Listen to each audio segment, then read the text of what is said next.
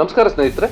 ಭಾರತೀಯ ರೈಲ್ವೆಯಲ್ಲಿ ಸುಮಾರು 32,000 ಹುದ್ದೆಗಳು ಕಾಲ್ಫರ್ ಆಗಿದ್ದು, ರೈಲ್ವೆನಲ್ಲಿ ಯಾಕೆ ನಾರ್ದವರೇ ಜಾಸ್ತಿ ಇರ್ತಾರೆ? ಎಕ್ಸಾಮ್ನಲ್ಲಿ ಡೀಲಿಂಗ್ಸ್ ಏನಾದರೂ ನಡೆಯುತ್ತಾ? ಸೌತ್ ಅವರು ಕಮ್ಮಿ ಯಾಕೆ? ಎಕ್ಸಾಮ್ ಸ್ಕ್ಯಾಮ್ ಆಗುತ್ತಾ? ಈ ಹುದ್ದೆಗಳಿಗೆ ಕ್ವಾಲಿಫಿಕೇಶನ್ ಏನು? ಏಜ್ ಲಿಮಿಟ್ ಎಷ್ಟು? ಎಕ್ಸಾಮ್ ಪ್ಯಾಟ್ರನ್ ಹೇಗಿರುತ್ತೆ? ಸಂಬಳ ಎಷ್ಟು ಸಿಗುತ್ತೆ ಅಂತ ಈ ವಿಡಿಯೋದಲ್ಲಿ ತಿಳ್ಕೊಳ್ಳೋಣ. ವಿಡಿಯೋ ಸ್ಟಾರ್ಟ್ ಮಾಡೋಕೆ ಮುಂಚೆ ನಮ್ಮ ಚಾನಲ್ನ ಸಬ್ಸ್ಕ್ರೈಬ್ ಮಾಡಿಲ್ಲ ಅಂದರೆ ಸಬ್ಸ್ಕ್ರೈಬ್ ಮಾಡ್ಕೊಳ್ಳಿ. ಯಾವುದೇ ಮಾಹಿತಿಯನ್ನು ಮಿಸ್ ಮಾಡದೆ ವಿಡಿಯೋ ಕೊನೆವರೆಗೂ ನೋಡಿ. ಸ್ನೇಹಿತರೆ, ಭಾರತೀಯ ರೈಲ್ವೆಯಲ್ಲಿ ಸುಮಾರು 32,000 ಗ್ರೂಪ್ ಡಿ ಹುದ್ದೆಗಳಿಗೆ ಕಾಲ್ಫರ್ ಆಗಿದೆ. ಈ ಗ್ರೂಪ್ ಡಿ ಹುದ್ದೆಗಳು ಅಂದರೆ ಯಾವ್ಯಾವು ಅಂತ ನೋಡೋದಾದರೆ, ಸಿಂಪಲ್ ಆಗಿ ಹೇಳಬೇಕು ಅಂದರೆ ಅಸಿಸ್ಟೆಂಟ್ ಹುದ್ದೆಗಳು. ಅದರಲ್ಲೂ signal and telecommunication, workshop, bridge, carriage and wagon, loco shed, diesel and electrical, permanent way, electrical, train lighting and AC, track machine, pointsman B and track maintainer, ಈ ರೀತಿಯ ನಾನಾ ಥರದ ಹುದ್ದೆಗಳಿಗೆ ಕಾಲ್ಫರ್ ಆಗಿದೆ. ಈ ಹುದ್ದೆಗಳಿಗೆ ಬೇಕಾಗಿರೋ ಕ್ವಾಲಿಫಿಕೇಷನ್ ಅಂದರೆ SSLC ಆಗಿದ್ದರೆ ಸಾಕು, ಅಥವಾ ITI ಅಥವಾ NCVT ಸರ್ಟಿಫಿಕೇಟ್ ಇದ್ದರೂ ನಡೆಯುತ್ತೆ.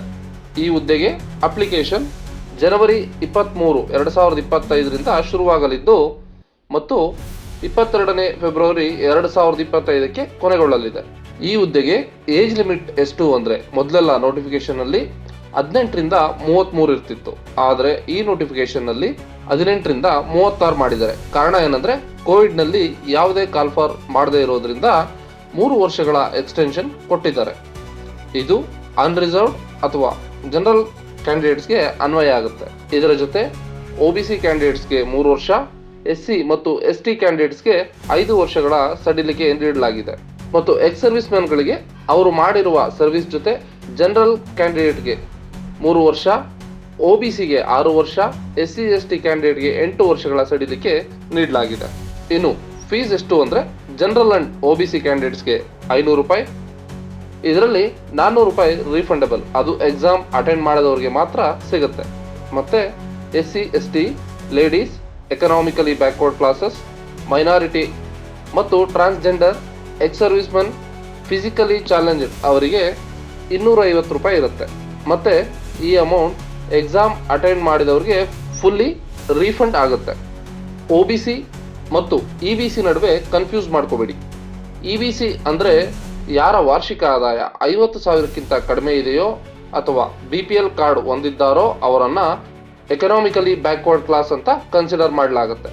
ನೆಕ್ಸ್ಟ್, ಯಾವ ಹಂತದಲ್ಲಿ ರಿಕ್ರೂಟ್ಮೆಂಟ್ ನಡೆಯುತ್ತೆ ಅಂತ ತಿಳ್ಕೊಳ್ಳೋಕೆ ಮುಂಚೆ ನಿಮಗೆಲ್ಲ ಒಂದಿಷ್ಟು ಕಿವಿ ಮಾತು. ಅದೇನಪ್ಪ ಅಂದರೆ, ನಾವು ನೋಡಿದಾಗೆ ಎಲ್ಲೇ ಹೋದರೂ ಯಾರೇ ಸಿಕ್ಕಿದ್ರು ಕೇಳೋದು ಅಂತೆ, ಯಾಕೆ ಸರ್ ರೈಲ್ವೆನಲ್ಲಿ ಸೌತ್ನವ್ರು ಕಡಿಮೆ, ಬರೀ ನಾರ್ತ್ ಅವರೇ ಇರ್ತಾರೆ ಅಂತ. ಇದಕ್ಕೆ ಸಿಂಪಲ್ ಉತ್ತರ ಏನಂದರೆ, ನಾರ್ತ್ ಅವರು ಸೆಂಟ್ರಲ್ ಗೌರ್ಮೆಂಟ್ ಹುದ್ದೆಗಳಿಗೆ ಟ್ರೈ ಮಾಡ್ತಾರೆ, ತಯಾರಿ ನಡೆಸ್ತಾರೆ. ಸೊ ಅವರು ಜಾಸ್ತಿ ಸೆಂಟ್ರಲ್ ಪೋಸ್ಟ್ಗಳಿಗೆ ಬರ್ತಾರೆ. ಇನ್ನೊಂದು, ನಾರ್ತ್ ಅವರು PUC ಆದ ನಂತರ ಅಷ್ಟಾಗಿ ಅಕಾಡೆಮಿಕ್ ಸಿಲೆಬಸ್ಗೆ ಹೊತ್ತು ಕೊಡಲ್ಲ. ಅಂದರೆ ಡಿಗ್ರಿಗೆ ಸೇರ್ಕೊಂಡ್ರೂ ಡಿಗ್ರಿನ ಪಾಸ್ ಮಾಡೋದಷ್ಟೇ ಅವರ ಇಂಟೆನ್ಷನ್ ಆಗಿರುತ್ತೆ. ಬಟ್ ಸೌತ್ನಲ್ಲಿ ಆಗಲ್ಲ. ನಾವು ಯಾವುದೇ ಡಿಗ್ರಿ ಸೇರ್ಕೊಂಡ್ರು ಡಿಸ್ಟಿಂಕ್ಷನ್, ಗೋಲ್ಡ್ ಮೆಡಲ್ ತಗೊಳ್ಳೋ ಲೆಕ್ಕಕ್ಕೆ ಓದ್ತಾರೆ. ಇದಕ್ಕೂ ಕಾಂಪಿಟೇಟಿವ್ ಎಕ್ಸಾಮ್ಗೂ ಏನು ಸಂಬಂಧ ಅಂತ ಯೋಚಿಸ್ತಿದ್ದೀರಲ್ವಾ? ಅಲ್ಲೇ ಇರೋದು ಸಂಬಂಧ. ಅವರು ಡಿಗ್ರಿ ಸೇರಿದಾಗಿಂದ ಕಾಂಪಿಟೇಟಿವ್ ಎಕ್ಸಾಮ್ಸ್ಗೆ, ಅದರಲ್ಲೂ ಸೆಂಟ್ರಲ್ ಗೌರ್ಮೆಂಟ್ ಎಕ್ಸಾಮ್ಸ್ಗೆ ಪ್ರಿಪೇರ್ ಆಗ್ತಾ ಇರ್ತಾರೆ. ಬಟ್ ಸೌತ್ ಅವರು ಬರೀ ಡಿಗ್ರಿ ಸಿಲೆಬಸ್ನಲ್ಲೇ ಮುಳುಗೋಗ್ತಾರೆ, ಅದರಲ್ಲೂ ಟ್ಯೂಷನ್ ಬೇರೆ ಡಿಗ್ರಿಗೆ. ಇದರ ಜೊತೆ ಸೌತ್ ಅವರ ಮೈಂಡ್ ಸೆಟ್ ಡಿಗ್ರಿ ಮುಗಿಲಿ ಆಮೇಲೆ ನೋಡ್ಕೊಂಡು ಓದಿದ್ರೆ ಆಯಿತು ಕಾಂಪಿಟೇಟಿವ್ ಎಕ್ಸಾಮ್ಸ್ಗೆ ಅನ್ನೋ ಅಸಡ್ಡೆ ಅಷ್ಟೇ. ಡಿಗ್ರಿ ಮುಗಿದ್ಮೇಲೆ ಜವಾಬ್ದಾರಿಗಳು ಬರ್ತವೆ, ಯಾವುದೋ ಒಂದು ಕೆಲಸ ಸೇರ್ಕೊಂಡ್ರೆ ಸಾಕು, ಜೀವನ ನಡೆಸೋಕೆ ಅಂತ ಯಾವುದೋ ಒಂದು ಕಡೆ ಸೇರ್ಕೋತೀವಿ, ಆಮೇಲೆ ಓದೋದನ್ನು ಮೊಟಕುಗೊಳಿಸ್ತೀವಿ. ಮತ್ತೆ ಇನ್ನೊಂದು ಭಯ ಏನಂದರೆ, ಎಲ್ಲಿಗೆ ಪೋಸ್ಟಿಂಗ್ ಮಾಡ್ತಾರೋ, ಎಷ್ಟು ದೂರ ಪೋಸ್ಟಿಂಗ್ ಮಾಡ್ತಾರೋ, ಟ್ರಾನ್ಸ್ಫರ್ ಸಿಗುತ್ತೋ ಇಲ್ವೋ, ಸಾಕು ಇಲ್ಲೇ ಯಾವುದೋ ಒಂದು ಕೆಲಸ, ಗೌರ್ಮೆಂಟೋ ಪ್ರೈವೇಟೋ ಯಾವುದೋ ಒಂದು ನೋಡ್ಕೊಂಡು ಇರೋಣ, ನಮಗೆಲ್ಲ ಯಾಕೆ ಸೆಂಟ್ರಲ್ ಅಂತ ಯೋಚಿಸೋದು. ಅದಕ್ಕೆ ಸರಿಯಾಗಿ ಕರ್ನಾಟಕದಲ್ಲಿ ಒಂದ್ರ ಮೇಲೊಂದು ರಿಕ್ರೂಟ್ಮೆಂಟ್ ನಡೆಸ್ತಿರ್ತಾರೆ. ಟು ಬಿ ಫ್ರ್ಯಾಂಕ್, ನೀವು ಕರ್ನಾಟಕ ಗೌರ್ಮೆಂಟ್ ಎಕ್ಸಾಮ್ಸ್ಗೆ ಪ್ರಿಪೇರ್ ಆಗೋಕೆ ಹಾಕೋ ಎಫರ್ಟ್ನಲ್ಲಿ 50% ಎಫರ್ಟ್ ಹಾಕಿದ್ರೆ ಖಂಡಿತ ಸೆಂಟ್ರಲ್ ಎಕ್ಸಾಮ್ಸ್ನಲ್ಲಿ ಸಕ್ಸಸ್ ಕಾಣ್ತೀರಾ. ಎಸ್, ಒಪ್ಕೋತೀನಿ, ಸೆಂಟ್ರಲ್ನಲ್ಲಿ ಕಾಂಪಿಟೇಷನ್ ಲೆವೆಲ್ ಜಾಸ್ತಿ ಇರುತ್ತೆ.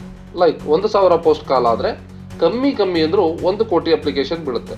ಬಿಕಾಸ್ ಇದು ಆಲ್ ಓವರ್ ಇಂಡಿಯಾ ನಡೆಯುವಂಥದ್ದು ಅಲ್ವೇ. ಇಷ್ಟು ಕಾಂಪಿಟೇಷನ್ ಇದ್ರೂ ಕೂಡ ತಲೆ ಬಿಸಿ ಇರೋಲ್ಲ. ಬಿಕಾಸ್ ಇಲ್ಲಿ ಯಾವುದೇ ಡೀಲಿಂಗ್ ಆಗಲಿ ಸ್ಕ್ಯಾಮ್ ಆಗಲಿ ನಡೆಯೋಕೆ ಚಾನ್ಸ್ ಇರೋಲ್ಲ. ಮತ್ತೆ ಇಲ್ಲಿ ಯಾರು ಪೇಪರ್ ಸೆಟ್ ಮಾಡ್ತಾರೆ, ಎಲ್ಲಿಂದ ಪೇಪರ್ ಬರುತ್ತೆ, ಎಲ್ಲಿಗೆ ಹೋಗುತ್ತೆ ಯಾವುದು ಗೊತ್ತಾಗೋಲ್ಲ. ಜೊತೆಯಲ್ಲಿ ಇತ್ತೀಚೆಗೆ ಕಂಪ್ಯೂಟರ್ ಬೇಸ್ಡ್ ಟೆಸ್ಟ್ ಇರೋದ್ರಿಂದ ಯಾವುದೇ ಸ್ಕ್ಯಾಮ್ ಆಗುವ ಭಯ ಇಲ್ಲ. ಜಸ್ಟ್ ತಯಾರಿ ಚೆನ್ನಾಗಿ ನಡೆಸಿದ್ರೆ ಸಾಕು, ಖಂಡಿತ ಜಾಬ್ ಪಡ್ಕೊಳ್ಬೋದು. ಸರಿ, ಹೇಳೋಷ್ಟು ಹೇಳಿದ್ದೀನಿ, ಇದ್ರ ಮೇಲೆ ನಿಮ್ಮ ಇಷ್ಟ.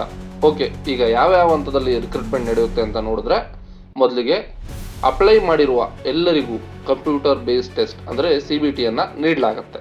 ಇದರಲ್ಲಿ ಸಿಲೆಬಸ್ ಏನಂದರೆ ಜನರಲ್ ಸೈನ್ಸ್ 25 ಮಾರ್ಕ್ಸ್ಗೆ, ನಂತರ ಮ್ಯಾಥಮೆಟಿಕ್ಸ್ 25 ಮಾರ್ಕ್ಸ್ಗೆ, ಜನರಲ್ ಇಂಟೆಲಿಜೆನ್ಸ್ ಆ್ಯಂಡ್ ರೀಸನಿಂಗ್ 30 ಮಾರ್ಕ್ಸ್ಗೆ, general awareness and current affairs 20 ಮಾರ್ಕ್ಸ್ಗೆ, ಟೋಟಲ್ 100 ಮಾರ್ಕ್ಸ್ಗೆ 90 ನಿಮಿಷಗಳ ಸಮಯ ಇರುತ್ತೆ.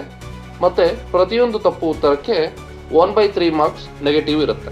ನಂತರದ ಹಂತದಲ್ಲಿ ಕಾಲ್ಫರ್ ಆಗಿರುವ ಹುದ್ದೆಯ 1:3 ಫಿಸಿಕಲ್ ಎಫಿಷಿಯನ್ಸಿ ಟೆಸ್ಟ್ ಮೀನ್ಸ್ PETಗೆ ಕರೆಯಲಾಗುತ್ತೆ. ಅಂದರೆ ಆಲ್ಮೋಸ್ಟ್ 1 ಲಕ್ಷ ಕ್ಯಾಂಡಿಡೇಟ್ಸ್ನ PETಗೆ CBTನಲ್ಲಿ ಬಂದಿರುವ ಮಾರ್ಕ್ಸ್ ಆಧಾರದ ಮೇಲೆ ಆಯ್ಕೆ ಮಾಡ್ತಾರೆ.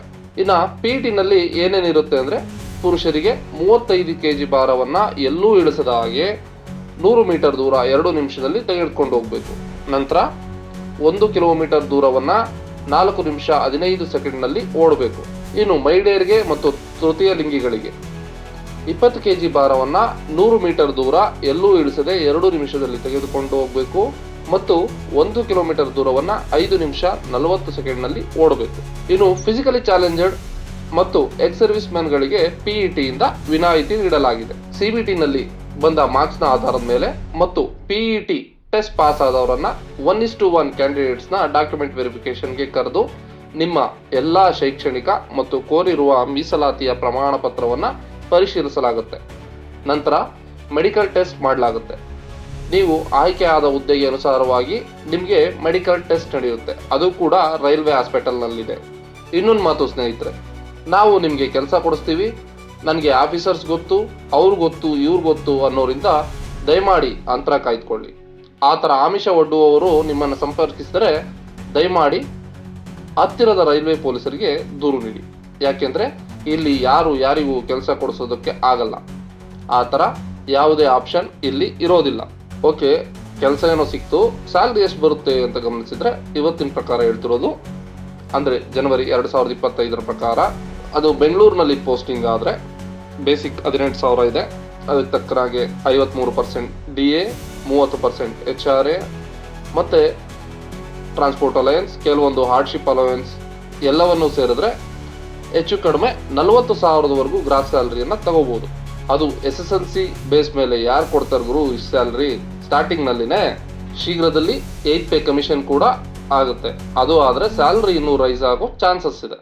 ಅಪ್ಲಿಕೇಶನ್ ಹಾಕೋದು ಹೇಗೆ ಅಂತ ಬೇಕು ಅಂದರೆ ನಮ್ಮ ಹಳೆ ವಿಡಿಯೋ ಇದೆ, ಆಲ್ಮೋಸ್ಟ್ ಪ್ರೊಸೀಜರ್ ಸೇಮ್ ಇದೆ, ಅದನ್ನು ನೋಡಿ. ಅದರ ಲಿಂಕನ್ನು ಡಿಸ್ಕ್ರಿಪ್ಷನಲ್ಲಿ ಆ್ಯಡ್ ಮಾಡಲಾಗಿದೆ. ವಾಮ ಮಾರ್ಗ ಹಿಡಿಯದೆ ದಯಮಾಡಿ ಓದಿ ಹುದ್ದೆಗಳನ್ನು ಪಡೆದುಕೊಳ್ಳಿ. ಆಲ್ ದ ಬೆಸ್ಟ್ ಸ್ನೇಹಿತರೆ. ಈ ವಿಡಿಯೋ ನಿಮಗೆ ಇಷ್ಟ ಆಗಿದ್ರೆ ಲೈಕ್ ಮಾಡಿ, ನಿಮ್ಮ ಫ್ರೆಂಡ್ಸ್ ಜೊತೆ ಶೇರ್ ಮಾಡಿ. ಏನಾದರೂ ಡೌಟ್ ಅಥವಾ ಸಜೆಷನ್ಸ್ ಇದ್ದರೆ ದಯಮಾಡಿ ಕಮೆಂಟ್ನಲ್ಲಿ ತಿಳಿಸಿ. ಮರಿದೆ ನಮ್ಮ ಚಾನಲ್ನ ಸಬ್ಸ್ಕ್ರೈಬ್ ಮಾಡಿ. Thank you.